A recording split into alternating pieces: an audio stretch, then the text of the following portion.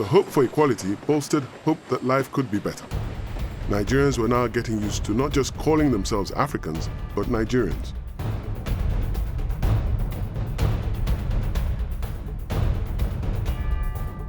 Hopes were beaten down. Nigerians were seeking better conditions, participation in their own affairs, even a constitution.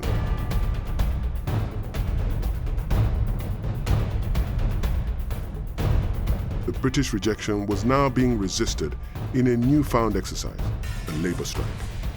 Nigerians would strike back like never before.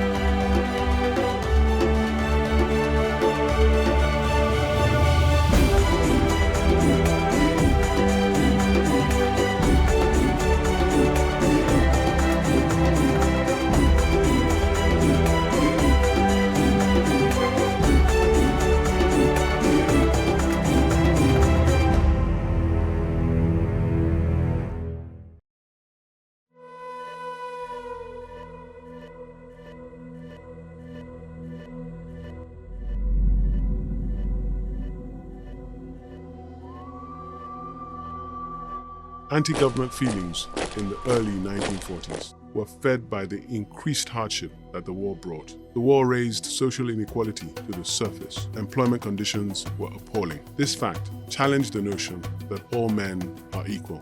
In fact, it confirmed the opposite. 1941 was a watershed for the Nigerian working man. The government instituted the Cost of Living Allowance, COLA.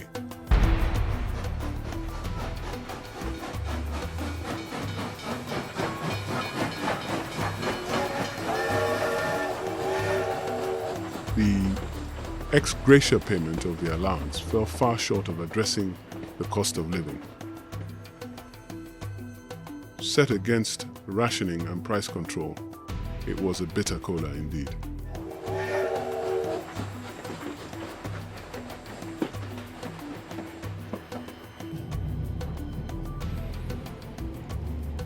We're on the Nigerian railways. By the 1930s, the rail network was over 4,000 kilometers, well over 2,000 miles, built by manual labor. It's often said that one African died per mile of rail tracks that were laid. It crisscrossed the country and was the nerve center of both economic and human activity for Nigeria. From Port Harcourt to Maiduguri, from Kano to Lagos, from Kaduna to anywhere in the east. The nameless Nigerian rail worker was a unique person. The sense of unity amongst the rail workers was evident when they established the Rail Workers Union. The rail worker was almost the growing elite, more like the NNPC worker of today. It was a much sought after job and way of life. The rail carried mail, carried food, carried people, and carried people's hopes across the country. They were unique in the family of Nigerians that it created. And that union and that togetherness was a building block of what was to be a very important part of the national strike that was to come in 1945. 50% increased pay on COLA was the central demand. Eventually, the government's response was a firm and almost indignant rebuttal. There was no evidence of any fast approaching national disintegration in health and stamina or sapping of vitality amongst workers. And consequently, the government was not prepared to revise rates of wages or cost of living allowance. The workers responded by calling a mass meeting, which they ambitiously named a grand rally, May 1945. At Glover Memorial Hall in Lagos. They took very little time to hammer out a 5-point resolution. They complained about the callous attitude of government, the class discrimination between Africans and non-Africans. No longer would the situation be sustained, and they sought an increase in the minimum wage and increase in COLA. And they wanted all this not later than Thursday, the 21st of June, 1945.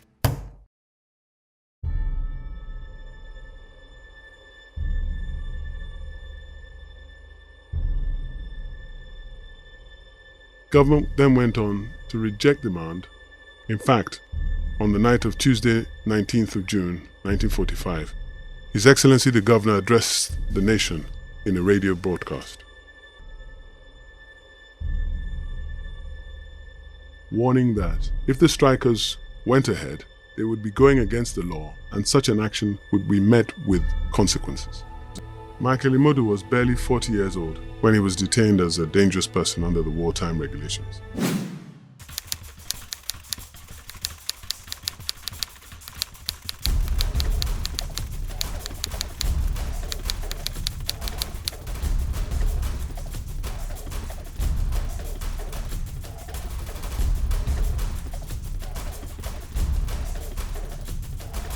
His primary school education did not in any way hinder his ability to organize people, deliver dramatic speeches, or to master bravery in the face of danger.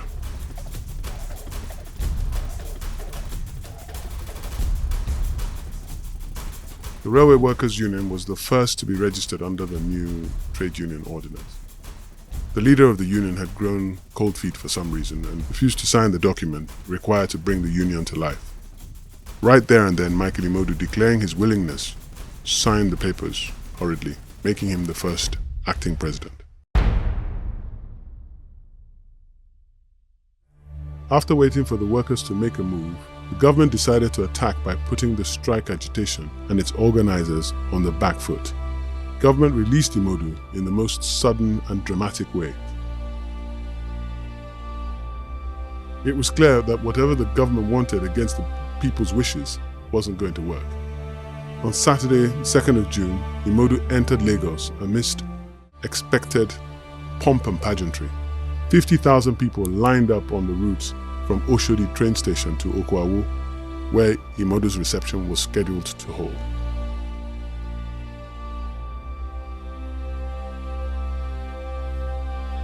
Macaulay rose to recount Imodu's ordeal. He said, "There is not the slightest doubt that the liberation of this country is very near."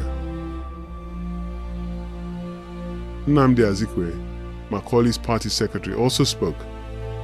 Not to be left out, Alaga of Ereko, Alimotu Pelewura, also spoke.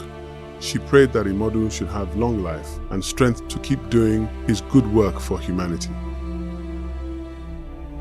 If releasing Imodu on the 2nd of June was part of the plan of government to silence the movement against the strike, the plan had gone horribly wrong.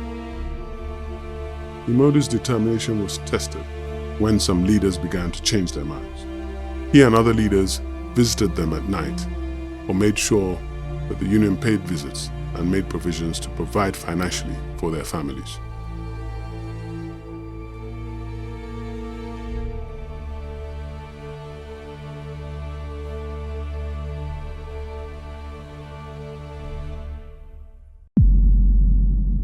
At last, the strike began.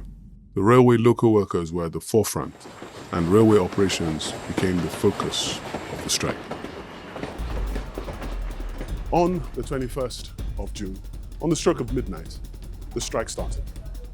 The entire country was on lockdown. From Kanu to Port Harcourt, only essential services could function. The army was able to come out to supply the minimum of service. Medical services were suspended, there was no telegram, there was no movement, and the trains, for one, were certainly not running. This was the first time nationwide that the colonial government had been tested in this way. It lost millions in imperial revenue. Yes, there was opposition from both sides, there was division. The government attempted in many ways to short-circuit the strike by bribing, harassing, arresting many of the leaders. Michael Imodu had sustained the movement. He had led the people into what was their own agitation for the very first time in the history of this colony. And at the end of the day, the government capitulated. They didn't offer 50% increase in cost of living allowance. They offered 30%. The workers had won.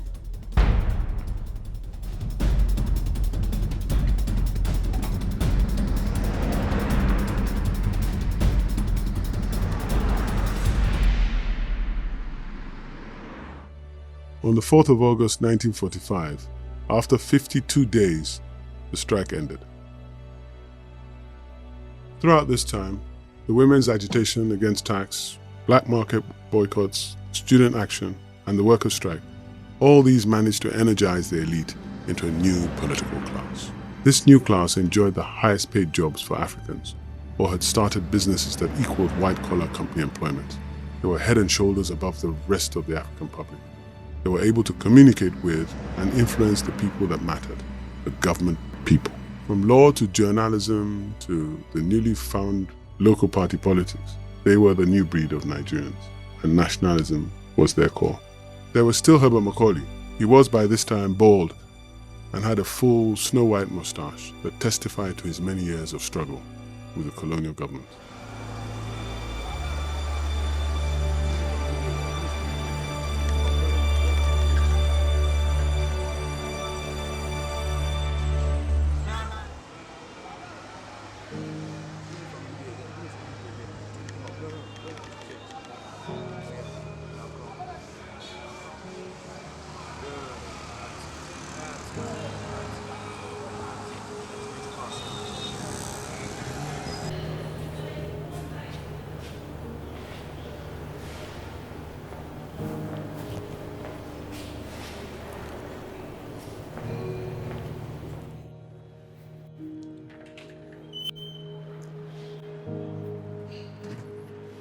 And this was Victoria Garden, right next door to Glover Memorial Hall.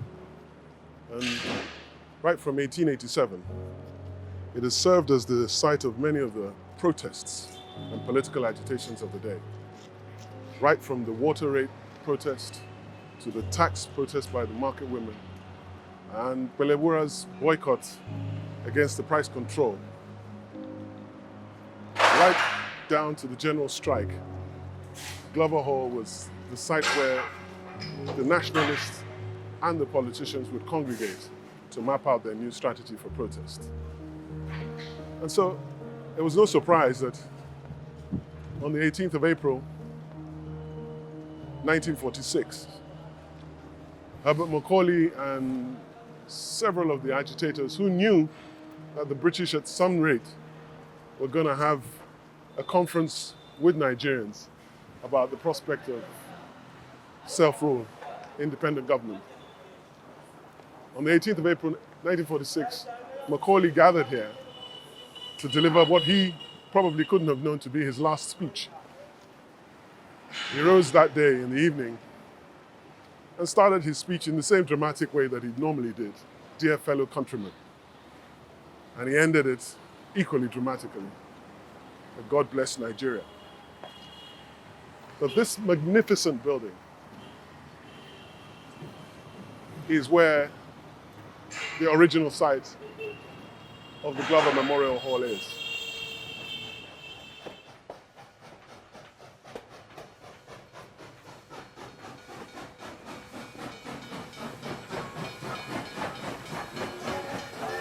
On April the 20th, 1946, Herbert Macaulay got on to the midday Ebute Metta Kanu train from Ido for the delegates' tour. They went on to Kaduna. In Kaduna, Herbert Macaulay's frail health took a turn for the worse. They returned to Lagos before the end of the tour on the 6th of May, 1946, arriving at Herbert Macaulay's Kirsten Hall home late in the evening. By afternoon of the following day, his health had taken such a turn that his daughter and other family members sent for the vicar, the Reverend Leslie Vining. By 10 minutes past 8 that evening, Herbert Macaulay was dead. At his funeral, the eulogies were in abundance and everybody identified with the loss. Pelewura recalled the close relationship HM had had with the market women. She announced that the markets would be closed for 2 days in his honor. Zik most aptly and eloquently said of his party's founder, a signpost of the era.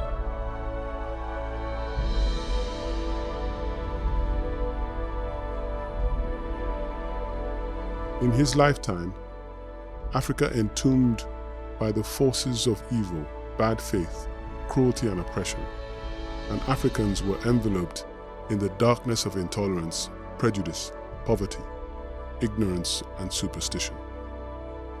but he had one life. Yet this has been sacrificed for the redemption of Africa. Verily he died on active service, battling for the revival of the stature of man in Africa.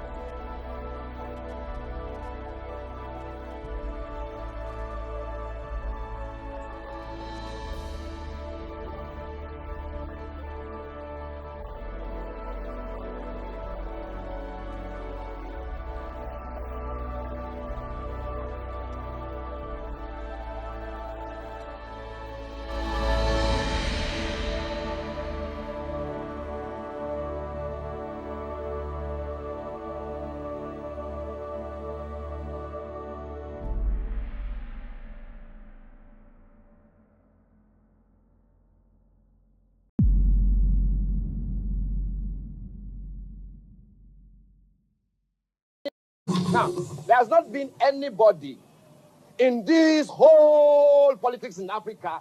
Only two people have walked on the streets to follow people to where they are going. Nkrumah and my mother.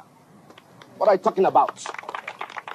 All this nonsense that you have hanging around here. They sit down in cars, man. This government threw my mother out of window. Mrs. Fumilayo Anikolapo Kuti, who fought her blood for this country on the street.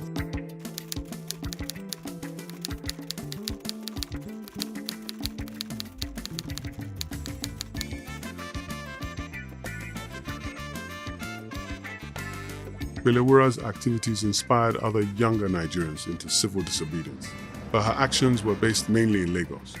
The Emirate system of patronage, where taxes were collected on behalf of the British government by the Emir from the people as a system of indirect rule, was prominent only outside the Emirates in Abeokuta, an old city-state which was founded around 1830. The ruler of this very important city was the Alake Ademola II. These powers were constituted in the uniquely titled Sole Native Authority, SNA. The ruler had already faced the wrath of thousands of citizens who had complained about tax collection and food requisitions. Unrest in Abeokuta was not a rare occurrence.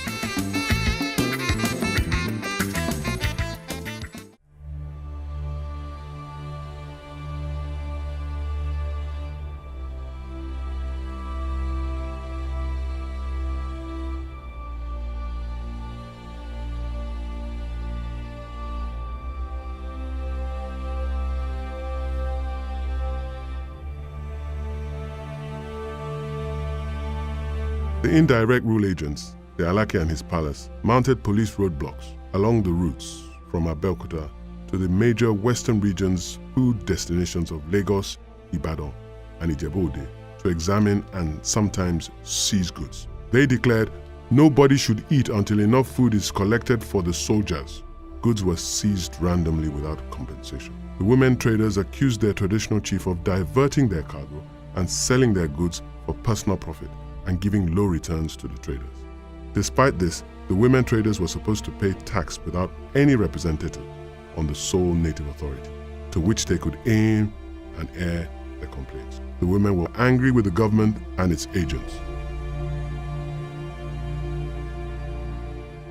In the meantime, Abeokuta Ladies Club had been formed, principally by Frances Olufunlayo Ransom Kuti. The Ladies Club was involved in charity work and support for the everyday Nigerian woman, promoting literacy and vocation. It was about this time that the club became Abeokuta Women's Union, AWU, expanding to include the market women and other traders. The AWU submitted 3 central demands. They wanted an abdication of the ruler, the Alake, an abolition of the sole native authority system and its replacement with a more representative form of government, which would include women, and lastly, the abolition of a flat tax rate for women. Kuti was identified as a leader, and government issued Kuti her own personal tax demand, which she refused to pay. She was fully aware of the implications of this action. Government had Kuti just where they wanted her.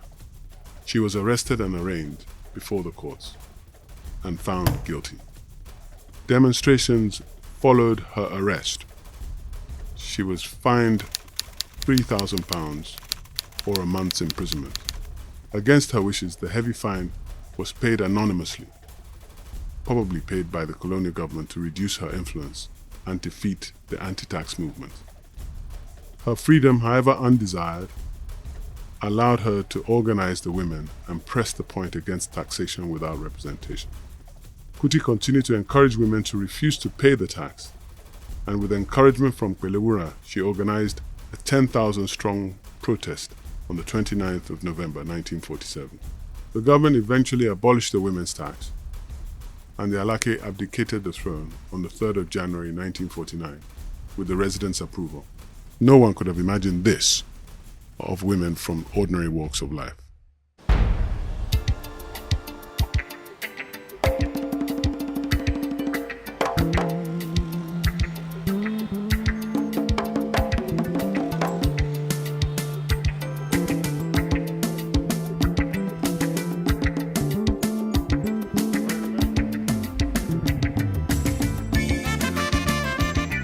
We're in a very vibrant part of Lagos, a part where a couple of decades ago was generally known as Area.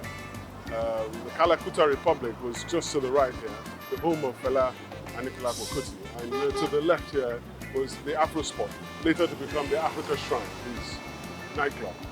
It was here that Fumilayo and Kuti met her last days, when in 1977 she was assaulted by soldiers named to be about 1,000 soldiers attacking Fela's house.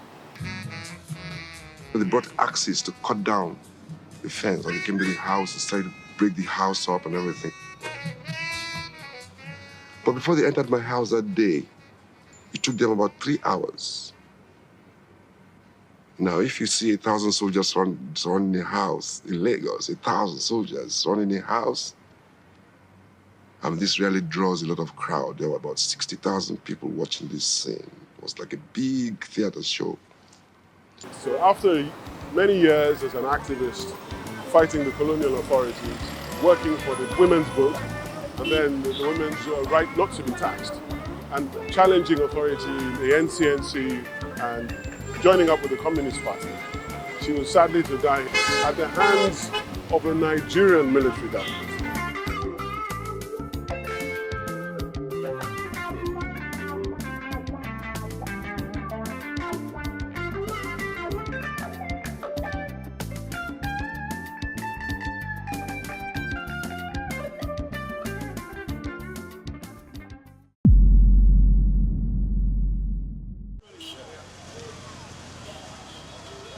Nigeria's population of 30 million was increasingly restive.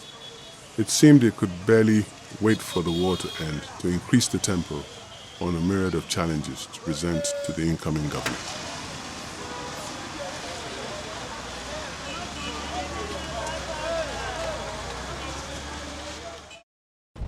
Oliver Stanley felt he needed a strong governor, a no-nonsense operator who would bring the petulant, impatient Nigerians under firm control. To Secretary Stanley, the appointment of Arthur Richards was inevitable. Richards had just finished a stint as the governor of Jamaica. After 5 years there, he had acquired the reputation of being a strong-arm governor. Reading his record, it became clear that Richards was just the man for the job in Nigeria. In the meantime, Nnamdi Azikiwe had already made the first call for immediate representative government in West African colony within 10 years. He even argued for full independence by 1958. Dr. Nnamdi Azikiwe, best known as Zik, demands a half share for Africans in the government here and now, with full independence in 15 years' time. At London, preparing to leave for West Africa, Richards visited his idol, now Lord Frederick Lugard, the first Baron of Abingdon.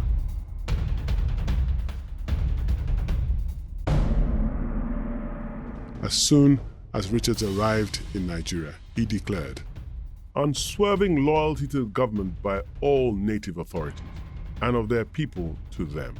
If anyone had any doubt of the fundamental validity of the principles so ably enunciated by Lord Lugard, which possesses the vitality that makes possible growth and adaptation to changing needs and the nascent aspirations, a study of one of the northern Emirates would convince him.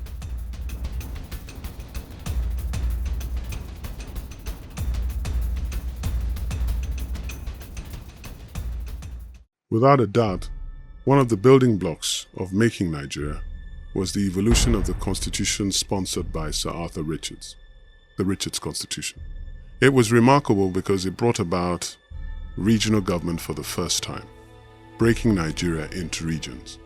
Even though it created one legislative body, it provided the emergingly energized nationalists with two focal points: the government in the center and their regional government.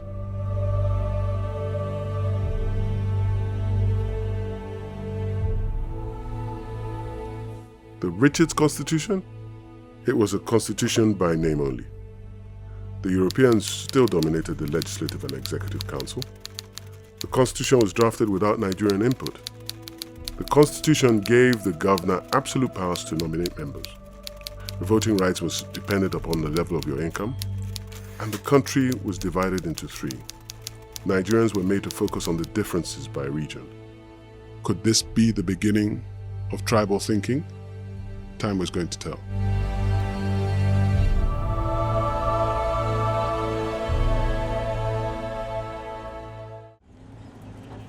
Next, we see how one tragedy on a Friday in November 1949 escalates true anti-British feelings, starting down below the surface in the minds of the eastern provinces.